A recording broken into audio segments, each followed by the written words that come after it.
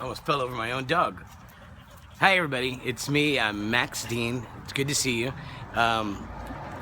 Just to get it out of the way now, if you'd like to subscribe, because I got some stuff coming up. I'm at my house right now. I thought of a scary story that happened to me a long time ago. I've had many paranormal ghost type weird events happen in my life, but this one was good because there was lots of witnesses that were there to verify this story, and I'll tag them when I post this.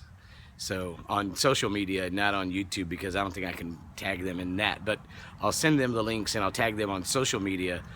Johnny, Ito, you were there, I think. I said I think.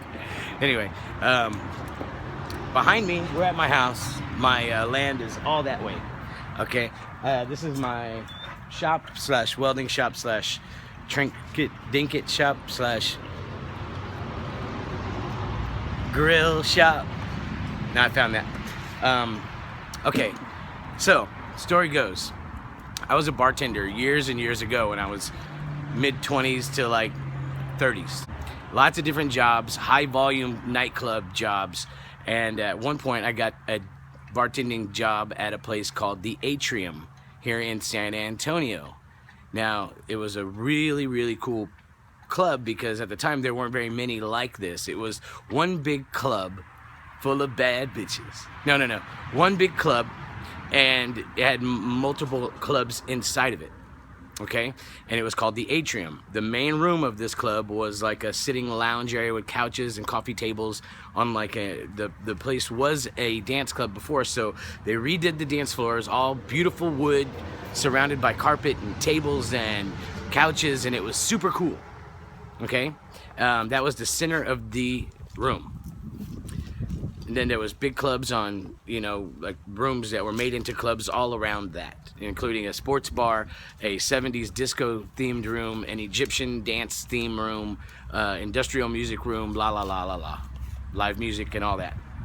Well, we had been working there and we had heard ghost stories from the people who were building and constructing and wiring the facility when it was being constructed, when they were revamping it, when they were remodeling it to make it into this particular club. Okay, I'll give you another story on a second video. A friend of mine named Dave Rave had a real great story, multiple, but one really good one. Anyway, so we're there. The place had probably been open maybe 6-8 months, something like that. We're all comfortable with each other. We're all really good buddies, the bartenders and management, waitresses, waiters, everybody. We're all good friends. At the end of one shift, it was a Friday or Saturday night. It was real early in the morning, probably 3:30. We're all doing our checkout at the main bar. And lots of people had already done their checkout. There was many bartenders and waitresses and barbacks that worked there. As their rooms, nightclub rooms, got checked out, they got to leave. I was in a group of maybe 8 to 10 people, if that, maybe less, probably less, waiting to be checked out.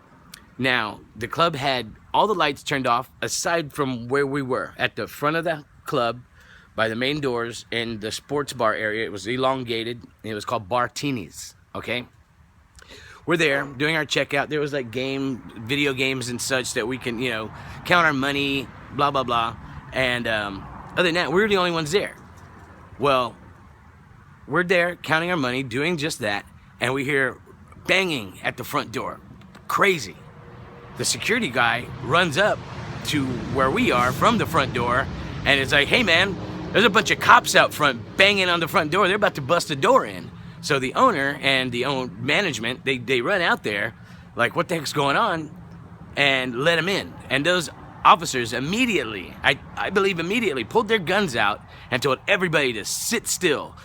There was a couple officers that kept us where we were, and another couple officers took off running into the club, yelling for the lights to be turned on. Because remember, everything was turned off except for where we were, and this place was huge.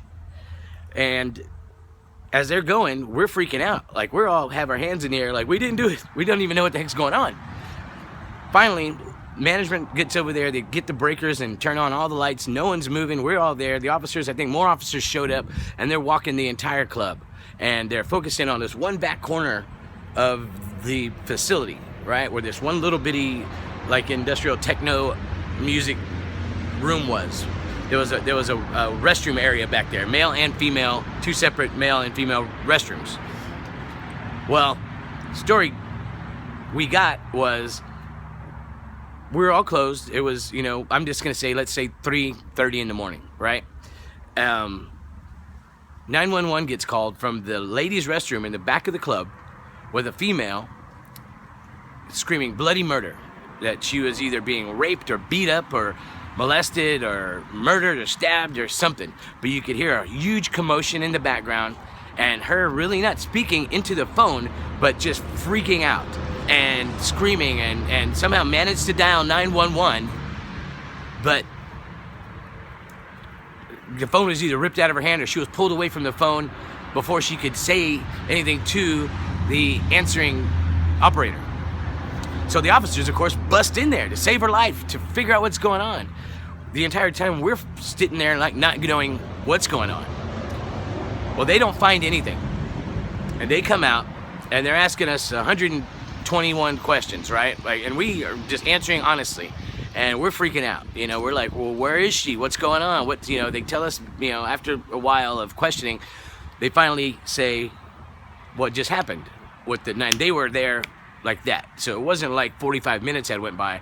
It was 5-10 minutes had at the most gone by from the phone call to the officers arriving. Nothing. There was no sign of a struggle. There was no sign of anything. They double checked the phone. There was a payphone in that restroom. They called whoever they called, and they verified that it was the same line.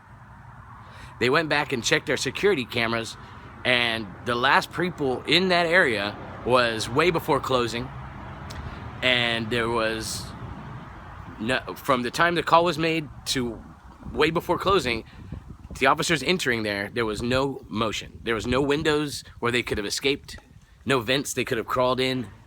There was nothing like that. Everything was way too that was not, it wasn't possible. So, what happened? We don't know. Somebody was screaming bloody murder into that phone. And then when the officers arrived, there was no sign of nothing. No sign of anything whatsoever. So we were freaking out. That's the story.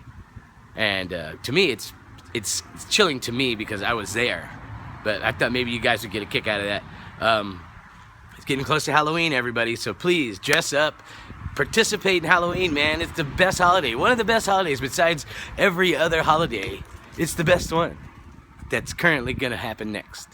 So dress up, go out, have fun, enjoy yourself, be careful, whoa, be safe, and we'll talk to you soon. Think of a scary story and make a video, post it, tell us about it, or send it to me and I'll relay it. I'll tell your story. Shit, I'll make it up. No, I won't. Dave Rave, scary story, coming up next video.